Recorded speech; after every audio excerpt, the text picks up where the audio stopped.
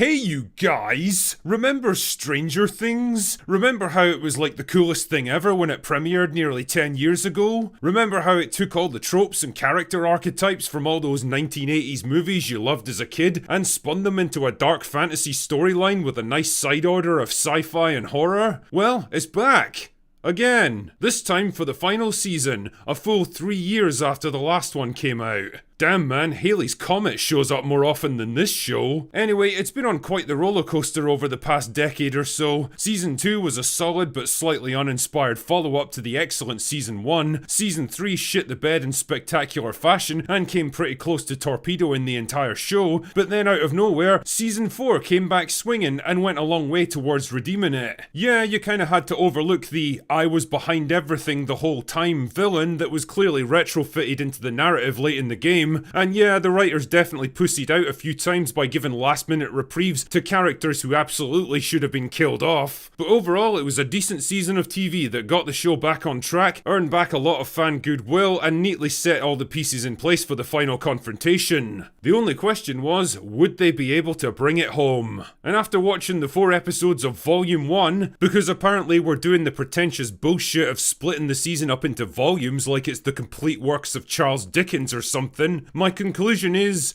maybe. And to explain why I felt this way, I need to run you through the plot. The story picks up in the fall of 1987, once again reuniting us with the world's most shot-out looking group of teenagers. Honestly, at this point I figured they'd time jump us forward a few years to account for the fact that most of the cast now look like they're in their mid-30s, but no such luck. Just don't think about it too much, I guess. In the year or so since the events of the last season, the town of Hawkins has been sealed off from the outside world by the military. The giant tears in the ground have been patched over with steel plating, and all the citizens are now trapped inside the cordon. Holy shit, man, talk about walking back your narrative. The finale of season 4 implied that we were well into the end of the world territory, but just like our gang of 30-year-old teenagers, it's back to business as usual in Stranger Things. Also, I'm pretty sure that interdimensional tears in the fabric of reality itself are not the kind of things you can just pave over and forget about, and even if you could, you'd definitely want to evacuate every civilian in a 50-mile radius, because not only would they be in huge danger, but inevitably they'd start nosing around and interfering in your operations. But oh well, let's just not think about it too much. So much to my non-surprise, the gang have been spending the past year nosing around and interfering with the military's operations, especially by sneaking into the Upside Down, where they've been hunting for Vecna so they can kill him once and for all and end the threat. Oh yeah, you can just travel freely in the Upside Down now, to the point where the US military now has a research outpost there. Clearly they're working on something big, but so far nobody's quite sure what. Now, to properly explain everything that's happened in this season would make this video almost as long as Mahler's Star Wars Outlaws review, and quite frankly, I might not even live that long, so I'm going to keep this as simple as possible. While Hopper searches the Upside Down for signs of Vecna, the rest of the gang supports him by developing a rudimentary tracking system.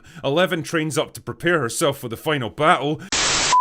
You know, I didn't realise this until I started editing the footage together, but holy fuck, man, she has got the goofiest run I have ever seen. Lucas cries over Max, who's still in a coma ever since Vecna turned her into a human voodoo doll. The military conduct experiments on a mysterious test subject, and Will starts getting tingly feelings whenever he's close to a Demigorgon. Vecna finally makes his big move by kidnapping Joyce's little sister Holly. Clearly they have to rescue her before he can shove his tentacles down her throat. Oh wait, that doesn't sound right. So Nancy and the groovy gang concoct a plan to ambush a Demigorgon when it goes after another kid, shoot it with a tracking device, follow it into the Upside Down, hope that it leads them to Vecna, hope they can somehow kill him even though the only person who poses a threat to him isn't even with them, and also hope that they can rescue Holly and find a way out. Great plan.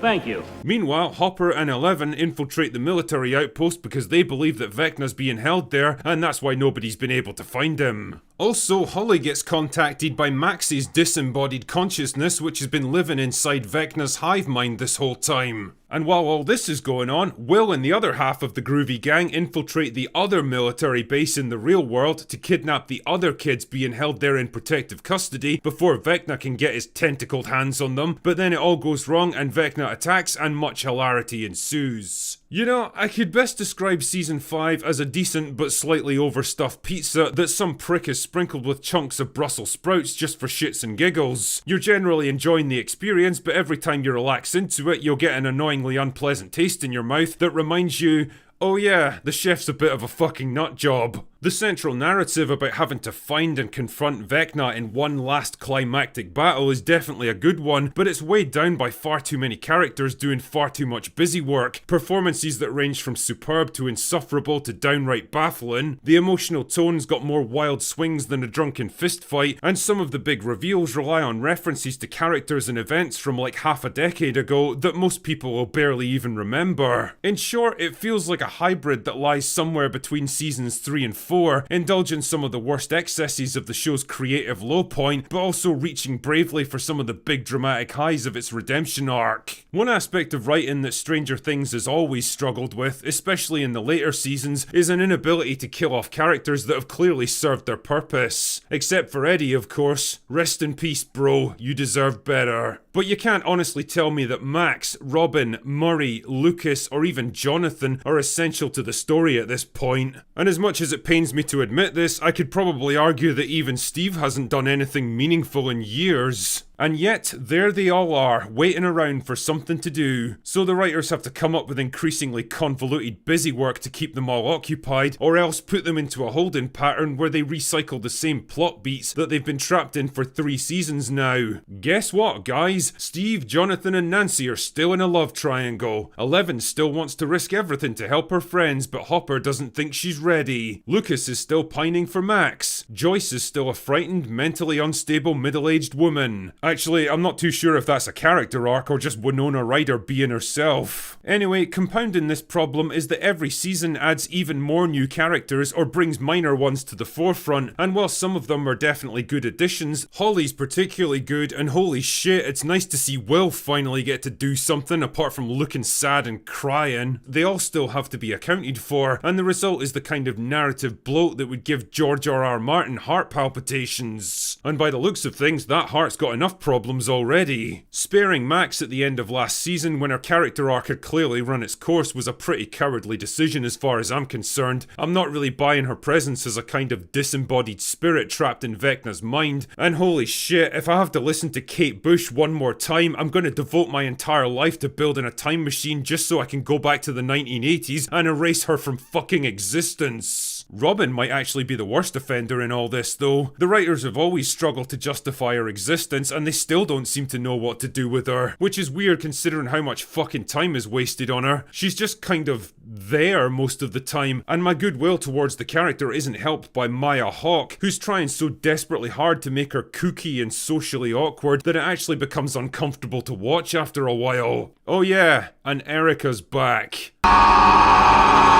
Jesus man, if there's one character absolutely guaranteed to kill your buzz in this show, it's this absolute arsehole. I genuinely don't know what they were thinking when they wrote her. I don't know what the actress was going for with her delivery, but holy shit, she really is the perfect storm of a terribly written character played by a terrible actor. Also, I really wish the writers would make up their fucking minds about the Demogorgons and the kind of threat that they pose. Depending on what the script needs to happen, just one of these things can either decimate an entire platoon of elite soldiers armed with automatic weapons and tank more damage than Godzilla in the process, or be stopped in its tracks by a drunk middle-aged housewife armed with a broken wine bottle. Both of these things can't be true, guys. Also, it never ceases to amuse me how a Vietnam veteran like Hopper acts surprised when guns run out of ammo. Now, I know I've been complaining about a lot of stuff here because I do think this is a season with problems, most of which seem to be self-inflicted, but it was also entertaining enough to keep me engaged for a solid 4 hours and at least invested enough to see where it's all leading. Is it all getting a bit overblown and preposterous? Yes. Is it struggling to juggle too many characters and subplots? Yes. Are the characters suffering from power creep? Also yes. Do I still care how it ends though?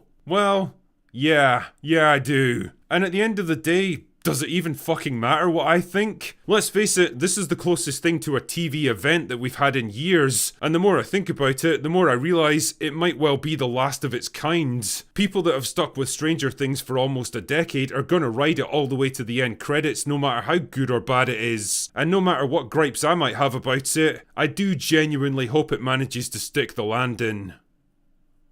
Anyway, that's all I've got for today. Go away now.